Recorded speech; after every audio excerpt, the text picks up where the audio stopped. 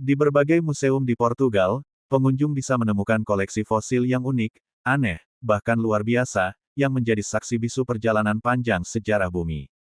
Negara ini memiliki warisan geologi yang kaya, terutama karena kawasan Portugal bagian barat dan selatan pernah menjadi wilayah laut purba serta tempat hidup berbagai makhluk prasejarah.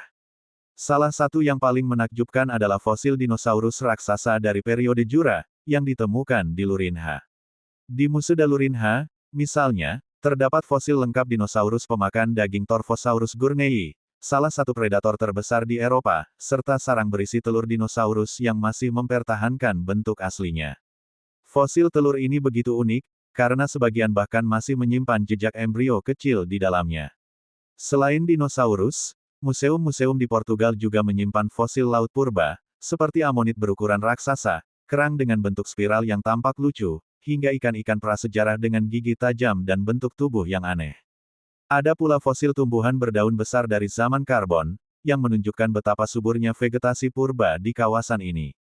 Yang menarik, beberapa fosil hewan laut tampak seperti makhluk fantasi, misalnya ikan dengan rahang panjang menyerupai paruh burung, atau reptil laut dengan bentuk tubuh memanjang seperti naga dalam legenda rakyat.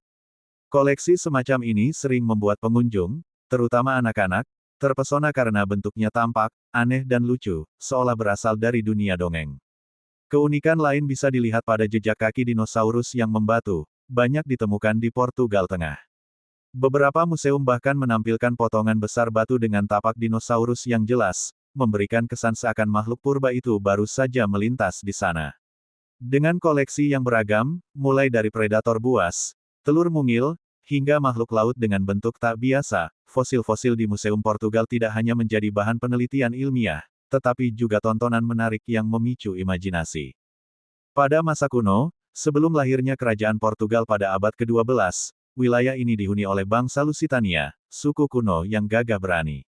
Mereka diyakini memiliki hubungan erat dengan alam, gunung, dan hutan, serta melakukan ritual-ritual mistik untuk memuja dewa perang Endovelikus dan dewi kesuburan. Banyak arkeolog percaya bahwa simbol-simbol batu kuno yang ditemukan di pedalaman Alentejo bukan sekadar peninggalan arsitektur megalitik, melainkan jejak praktik spiritual dan gaib masyarakat purba. Ketika kerajaan Portugal berdiri, kisah mistik semakin berbaur dengan sejarah resmi. Salah satu legenda paling terkenal adalah kisah Raja Sebastian atau Sebastianisme. Konon, Raja Sebastian yang gugur di medan perang Maroko pada 1578 tidak benar-benar mati. Ia dipercaya akan kembali pada suatu hari berkabut untuk menyelamatkan Portugal dan membawa kejayaan baru. Keyakinan ini begitu kuat sehingga menjadi bagian dari identitas mistis bangsa Portugis. Di pedesaan, cerita rakyat penuh dengan makhluk gaib. Ada kisah Moura Encantada, roh perempuan cantik yang dikutuk menjadi penjaga harta karun, muncul di malam bulan purnama di dekat kastil atau gua.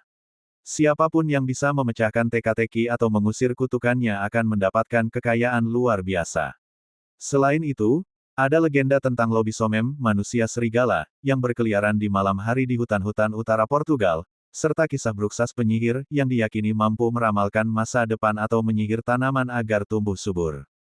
Kastil-kastil kuno di Portugal juga menyimpan cerita mistis. Misalnya, Kastil Montemor Velho disebut dihantui arwah bangsawan yang tewas dalam perebutan kekuasaan, sementara Kastil de Almorol di tepi Sungai Tagus dikaitkan dengan legenda ksatria Templar dan rahasia gaib mereka. Legenda-legenda ini bukan hanya kisah hiburan rakyat, tetapi juga bagian dari identitas budaya Portugal. Mereka mencerminkan perpaduan antara sejarah kerajaan, keyakinan Katolik yang kuat, dan sisa-sisa kepercayaan kuno yang penuh misteri. Hingga kini, cerita mistik tersebut tetap hidup dalam festival, drama rakyat, dan bahkan wisata sejarah yang mengundang rasa penasaran. Portugal adalah sebuah negara di Eropa Barat Daya yang terkenal dengan kehidupan masyarakatnya yang ramah, hangat, dan kaya akan tradisi. Dalam kehidupan sehari-hari, orang Portugis sangat menghargai kebersamaan, baik dalam keluarga maupun komunitas. Meja makan sering menjadi pusat interaksi sosial, hidangan khas seperti bacalhau ikan kod asin, kaldo verde, sup sayuran hijau, hingga pastel de nata kue tart manis bukan hanya makanan, melainkan bagian dari identitas budaya yang diwariskan turun-temurun. Dalam keseharian, masyarakat Portugal juga memiliki kebiasaan minum kopi singkat yang disebut bica di kafe-kafe kecil. Ritual ini bukan sekadar menikmati minuman, tetapi juga kesempatan untuk berbincang dan bersosialisasi. Kehidupan kota dipenuhi dengan musik, terutama lantunan fado, sebuah musik tradisional yang syarat emosi dan menceritakan kisah cinta, kerinduan, serta kehidupan rakyat jelata. Adat istiadat di Portugal erat kaitannya dengan agama Katolik. Banyak desa dan kota kecil yang menggelar prosesi keagamaan, terutama pada hari-hari besar seperti Paskah dan Natal. Masyarakat masih menjaga tradisi menghias jalan dengan bunga, membuat altar kecil di rumah, serta mengadakan pesta rakyat dengan penuh sukacita. Festival dan perayaan khas Portugal menjadi salah satu daya tarik utama. Festa de São João di Porto, misalnya, dirayakan dengan kembang api, musik, dan tradisi unik memukul kepala orang lain dengan palu plastik sebagai tanda keberuntungan. Di Lisbon, Festas de Lisboa memeriahkan bulan Juni dengan parade, tarian jalanan, serta sajian sarden panggang yang menjadi simbol musim panas. Selain itu, ada pula Carnaval de Torres Vedras, salah satu karnaval paling meriah dengan kostum penuh warna, arak-arakan, dan suasana pesta rakyat. Festival musik modern seperti Nos Alive dan Rock in Rio juga menunjukkan bagaimana budaya tradisional dan modern berpadu dalam kehidupan masyarakat Portugal. Keseluruhan kehidupan di Portugal mencerminkan keseimbangan antara tradisi yang diwariskan nenek moyang dengan gaya hidup modern. Masyarakatnya menjaga warisan budaya sambil tetap terbuka terhadap dunia luar, sehingga menjadikan Portugal sebagai negeri yang kaya warna, hangat, dan penuh kehidupan. Selain kaya akan budaya dan tradisi, Portugal juga menyimpan warisan alam yang luar biasa di berbagai museum paleontologi dan geologi. Negara ini memiliki wilayah yang menjadi tempat penemuan fosil penting dari zaman purba, sehingga banyak koleksi unik yang kini dipamerkan untuk publik. Di beberapa museum, pengunjung bisa menemukan fosil dinosaurus yang berusia lebih dari 150 juta tahun.